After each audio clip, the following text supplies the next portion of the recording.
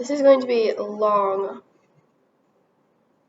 video, so I'm recording it on my computer, and it's an artistic choice that the quality is low like this. It's to create the right atmosphere. We're going with that. So this is just to list a bunch of tangentially related concepts having to do with thought and what goes on inside our heads, or at least my head, and how it has changed. And I find this fascinating, so please comment with your own idiosyncratic ways of navigating the mind space. I think we have a lot more unusual habits of thought than people have a lot more unusual habits of thought than we're aware of, but in order to not be thought of as crazy or whatever, we just don't talk about it. But my thought has gone from more slower and more verbal, and I guess more of a, how did it used to be? Yeah, I'm just more verbal to higher level. It feels more geometric, more embodied, with this sense of internal space and almost more gestures and feelings to interact with and move concepts around, instead of having to rely only on a string of words and just with occasional sort of weak images that would come up relatively disconnected. And this shift started with, so there's kind of two halves to it. Half of it was what I talked about in that thing about my metaphors, meaning making, and my recent perspective shift. So it honestly started with, I started taking sketch notes, and instead of taking notes in lines, I started listening to whatever I was and then translating that into a 3D or 2D, but into basically mind maps and diagrams and pictures and finding visual metaphors for things. And I was listening and basically living in school, or homeschool. So I got literally this habit of whatever I would hearing the overall structure, like a sermon in church, and translating that to visual, spatial images, and with little connections, and it was very fun. And over years of doing this, it became very natural, and just a natural part of when I would hear something, I'd break it up from just being in these lines and see the structure, as if I was writing notes. But then that also filtered into my thoughts, to where I don't have to always have it on paper anymore. That spatial sense of structure is just more part of my perception now. So, and then that sketch notes went along with learning more about the structure of language and cognition and metaphor, and how we think via analogies and connections, whether they be very close and obvious and common sense, like a cup and another cup that are both a cup, or whether they be farther out, more creative or more artistic, and that hasn't been worked into daily life, I don't know, symbolic connections, say in the Bible, between the word and creation, or the world, so seeing everything as sort of language and as words, or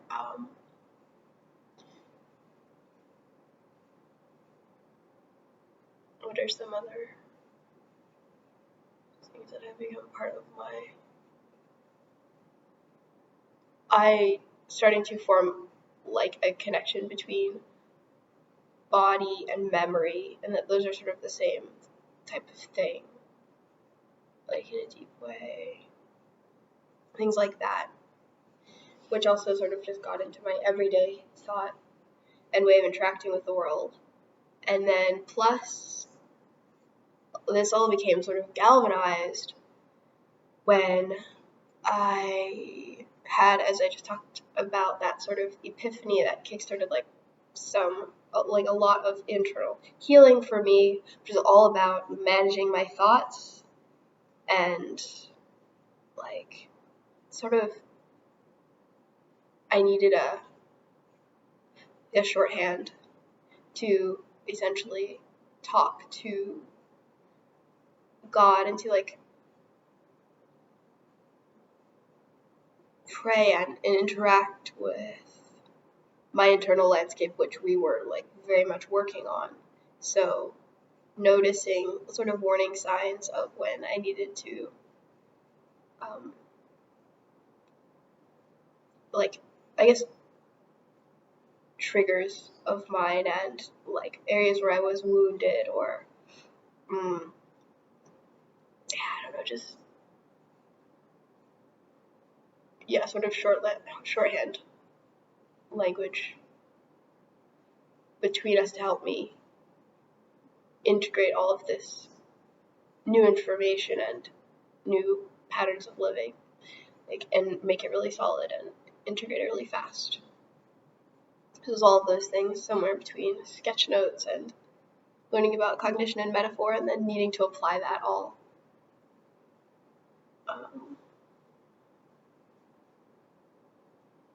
So I'm just going to list a collection of patterns and examples of the way that I think these days.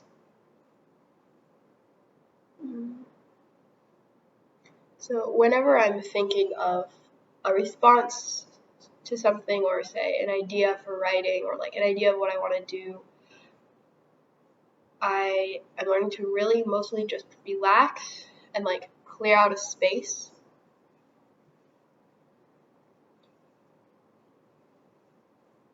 And see and feel like what will surface. And then if something surfaces, like sort of hold on to that a little bit and see what else gathers around that, but just keeping an open space and more listening than straining for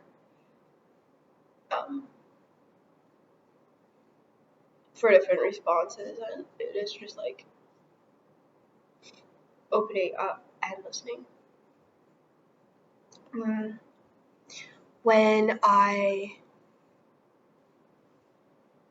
will like think of images or think of memories. Of course, a lot of our thought is memory and connecting memories to the present, and then like imagining future scenes.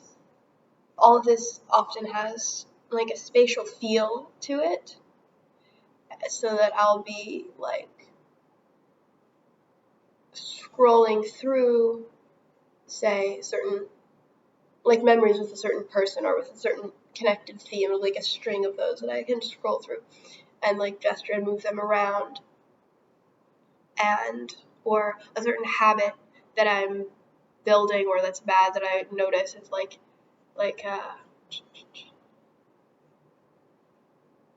a string just sort of lights up,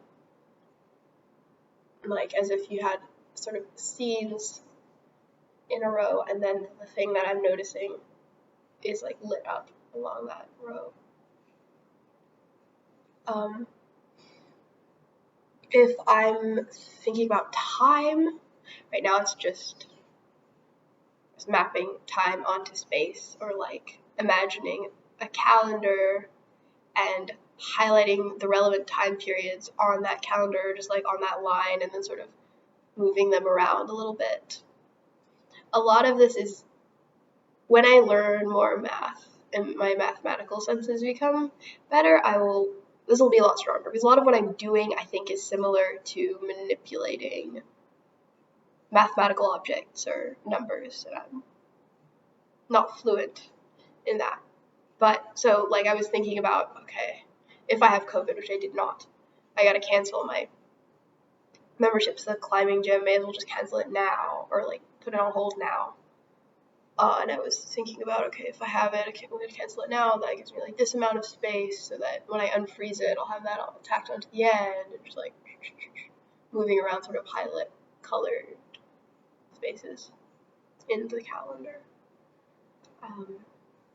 When I am making plans, I will project them into like the space ahead of me. And I know in different languages they have time different. Like sometimes time is conceived of the future is behind you or like above or something, which is cool. But I have the futures ahead, the past, behind, all of that. And then if I'm making plans or like a lot of, because I basically manage my own schedule, a lot of my thought is just like, okay, what am I doing right now? What do I want to do next? How are these all in balance? And like, what do I feel like doing? So it'll be like the plans are like vague sort of images and senses of the activities in the space ahead, and then gesturing with those, like shoving certain ones aside, like they're all sort of floating in front of me. Not in the physical space ahead of me, but just like in my mind space. I don't imagine that often the things in my head like projected into the outside world. Right now, I don't do that very often.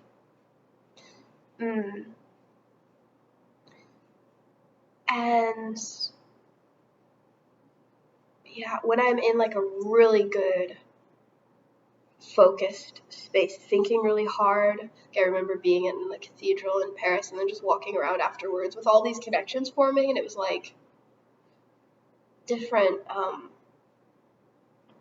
lines from songs, words, general concepts, which then unfold into a whole web of memories and relationships, and sort of just like a network of little nodes and like connected as I see it, and maybe with like a little color and like some like a wavy line around it to keep it fair, cohesive, like the like floating bubble sort of thing. And anyway, these connected ideas, like feeling the connections between them and sort of moving along the line, and almost like different points defining curves or shapes, which would be like the pattern or like spirit, lowercase, and then I like idea connecting them.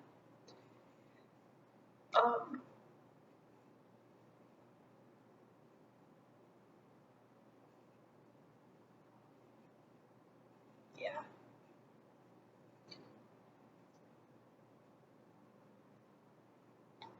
I think of, or sometimes I think of an idea as, I think about light a lot and like threads, and also that, as I said in the last video, light, fluid, of just general like energy.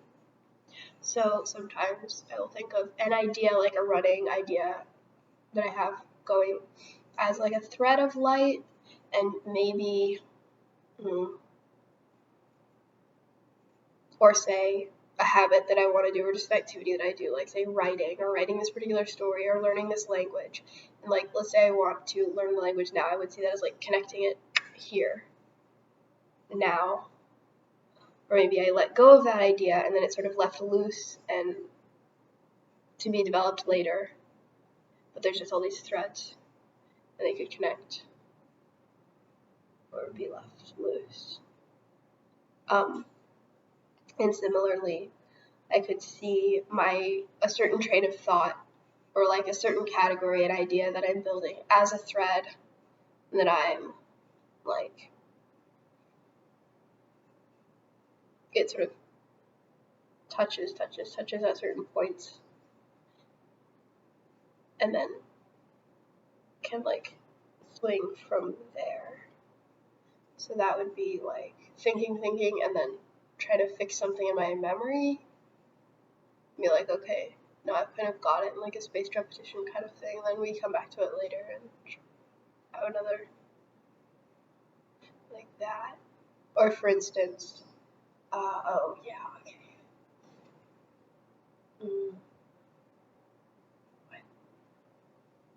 I don't remember that. I said dialing future sequences. Like, say I'm walking along, like, say I'm walking, I was walking to the gym, and I was occasionally, just like at intervals, I would think about what I was going to do once I got there, and like my routine, get the card, take off my backpack, change, go upstairs, etc., and just like smoothing that in the future, like imagining that basically and planning, but just a little bit at a time and sort of at intervals, smoothing out so that when I actually get there, I would be able to run through that smoothly. But I don't want to only be thinking and have all my thought like exported to the future, else I'll just get impatient and be really irritated at the time I was on crutches, like the sun and the crutches, etc.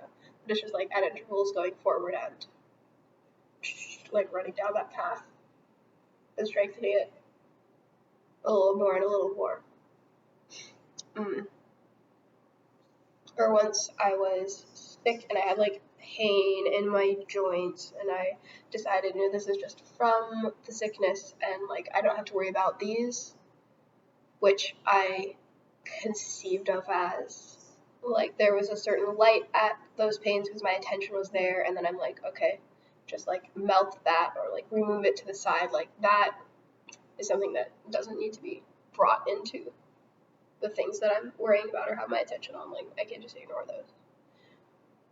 Or I had added a new song to a Spotify playlist of mine, and I wasn't going to listen to it then, and I was like saving it as a good thing for later because I didn't feel like listening to it at the time, but I felt it as sort of like a bright light, and I'm like, okay, that's there, and sort of the feeling of having that fixed in memory and saved, that's there for later, like that,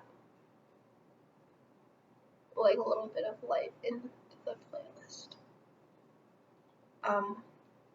Or if I'm thinking about something that I want to say,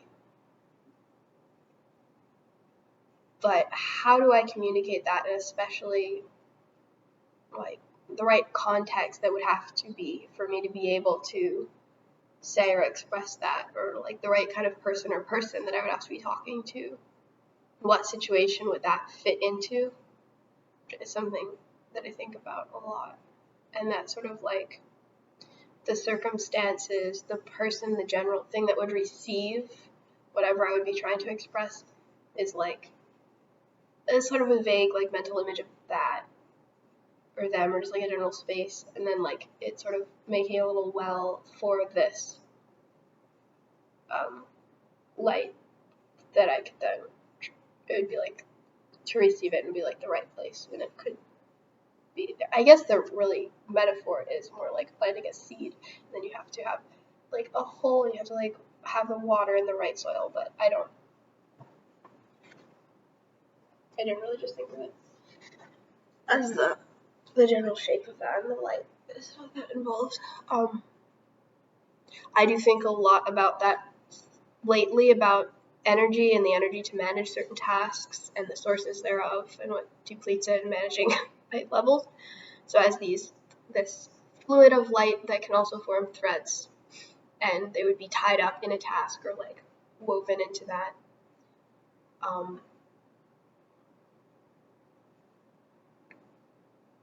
And there's a different feeling. There's like, so if I'm wanting something, that would be like those threads like moving someplace, and it's just a feeling of like being drawn there.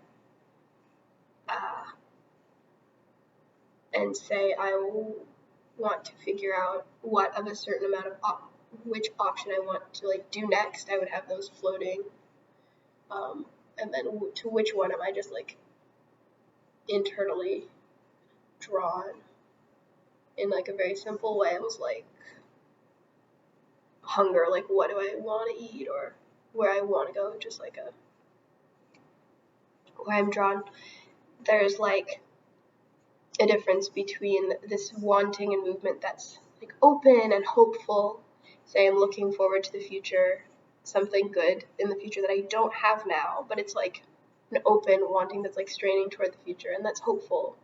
and it's good, versus similarly thinking about a good thing that I want in the future that I don't have now in like a bitter way, where you could think of it as like curled in on itself and like closed and bitter and like being dissatisfied. But it's a movement. It's either way I would conceive of it as like myself or those threads reaching out for that thing, but in an open versus like a really closed way. And I mentioned in that other video the energy to do something, say to like carry through a project, or like a drawing, because I have to like keep focused. Or if I'm like, say I was working on a climb before this ankle, those were the days. Just like the energy to stay focused and work through the failures and like stay on, as that bright light from above, in which I'm sort of aligned to that and locked into that, and that's keeping me going, and also like support from beneath, and again to create that space of focus in which I can, and sometimes that's there and sometimes it's not, and I just like give up on the thing halfway, and then that would be an open thread which would be left for later. So I have to switch between the mental images so that I don't get discouraged. If I have noticed sort of low-grade worries and just a lot of general buzz of anxiety in the background, I would feel that as sort of like a buzz of general static, just disrupting the clear space that I want to be working in, and trying to just like hush that or pick out little bits of it and put them aside so that that static would like go down. And a lot of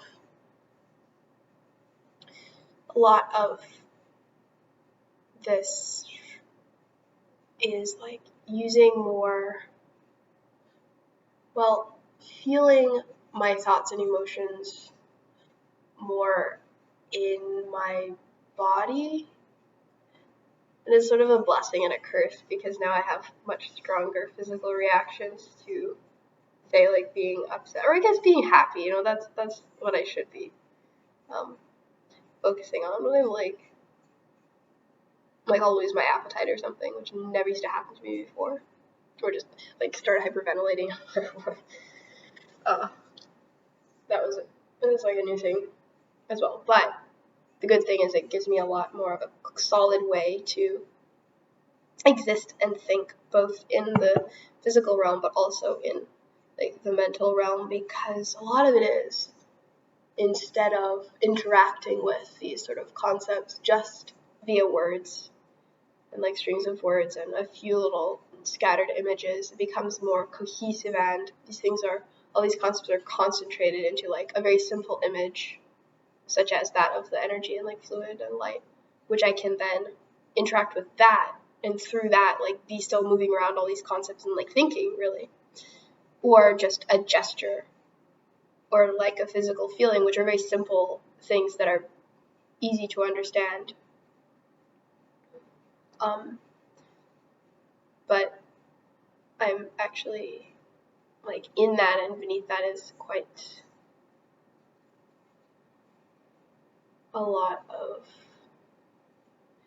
in the same way as learning, say, riding a bike, at first you'd have to think about all of the little movements that go into it, but then eventually it just becomes one smooth task. It's all chunked and it just becomes one thing, and you can fit a lot more in your attention along with that. It's the same process.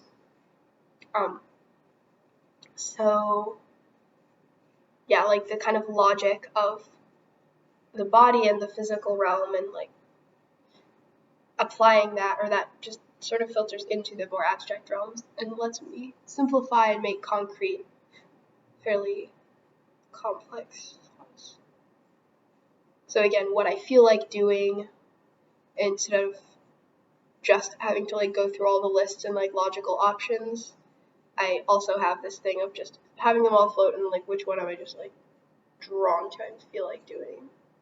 And then maybe there's a few reasons why, but that's like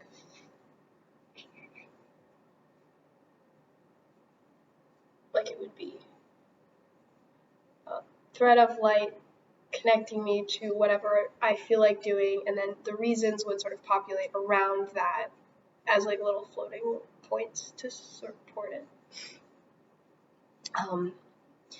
Or if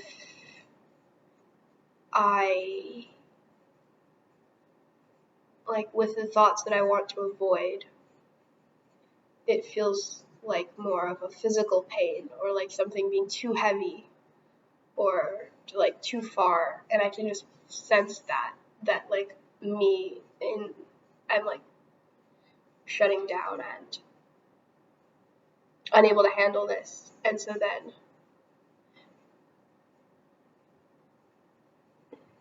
I'll like back off mentally.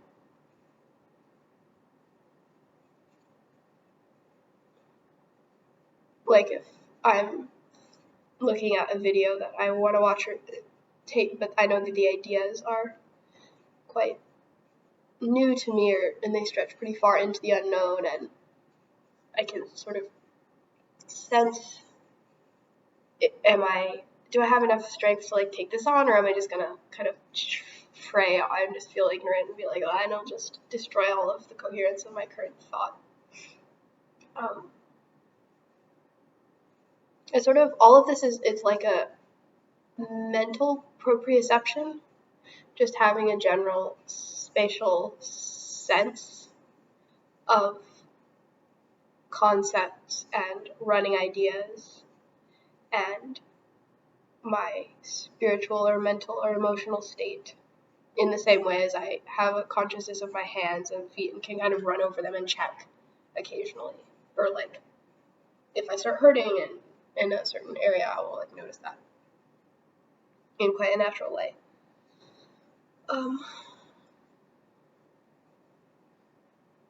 Or if I know that I'm if I feel that I'm like in a delicate state of mind or in an environment or thinking about a subject where it's sort of like a minefield, it's the feeling similarly to like being in a place where you could trip easily and just like a hand like holding me back, like careful, and sort of being a little more careful in just the way that I'm moving through the realm of thought.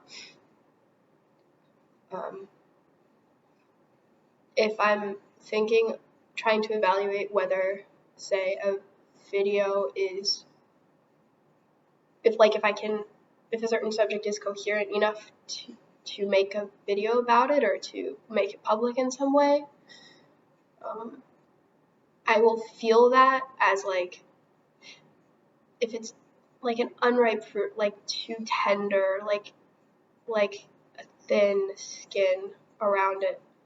And that would be if the video is just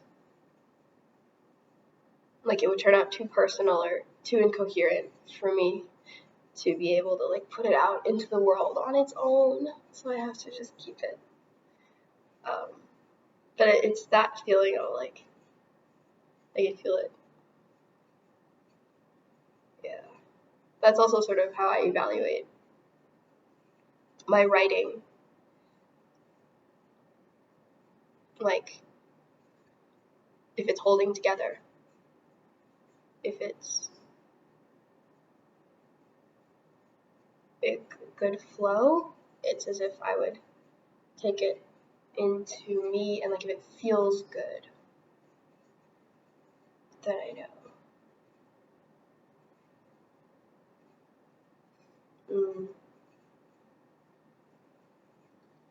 Also, thinking about opposing or juxtaposing ideas, it feels like establishing one and then another one which is like in tension, and I can like feel that tension and play with it and maybe put in another idea that, or like say that I'm in a negative mood and framing a situation in a negative way, that would be like, oh, this way, but then you could put some other opposing evidence in the other direction to balance that out. And you say, okay, how does that play out? And it's, yeah.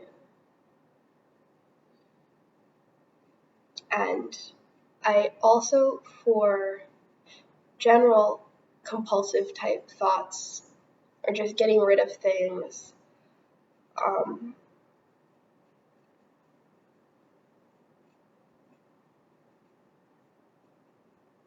I make the sign of the cross a lot, and it's just become a sort of catch-all, like I physically make, it has just become a sort of catch-all gesture of just clearing the space and, or like banishing something and getting it out of the way. Or like if something's worrying me too much and I'm just like, okay, this is just built up to where the pressure is clearly not going anywhere. Just like, and that's very helpful, and it's like a catch-all thing. But for instance, a kind of banal example is certain shirts of mine would hurt me when I was wearing the crutches because the fabric would like scrape. It was scraping me. It was very bad. So I just sort of had those shirts tagged as off limits. Like I would look at them and there would just be the feeling of like no. But then it lost the crutches. So then those shirts, I was looking through my drawer and I'm like, okay, these are no longer tagged off limits. I shouldn't be looking at these any different. So I need to get rid of that layer of like resistance that I have fixed in memory for center shirts. So I just like did that. That was like the gesture that I used to accomplish that, etc., etc. I mostly I have a lot of fun with this kind of thing. Playing around with how can I essentially come up with a metaphor, like a way of conceptualizing this that lets me get a grip on whatever I'm trying to think about. And then if that becomes established enough in my thoughts, I've seen how it can actually transform just my habitual patterns of thought to let me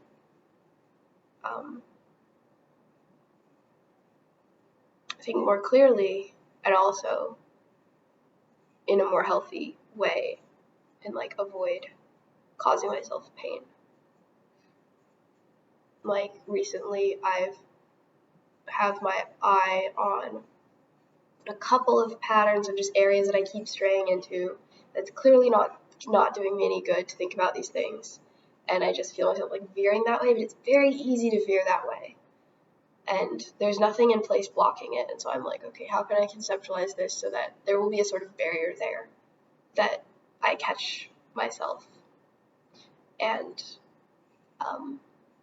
go the other way, or somehow neutralize that, or like turn it into something good. Like if I sense that certain shade of bitterness creeping into the tone of things, I've got to stop and be like, okay, no, we're going to rephrase that. Take two, another take, and rephrase that in like a sweet way and put like extra positivity on top of there. And I think that will have an effect and slowly will become a habit and just an ingrained part of the way I think. But yeah, again, I am very curious about how other people think and like habits of conceptualizing things, or like having multiple voices in your head, which I know some people that I know have like several. And I mean, definitely we all like have imaginary conversations with people. I do that a lot. Like imagining how certain scenes might play out or things that I want to say.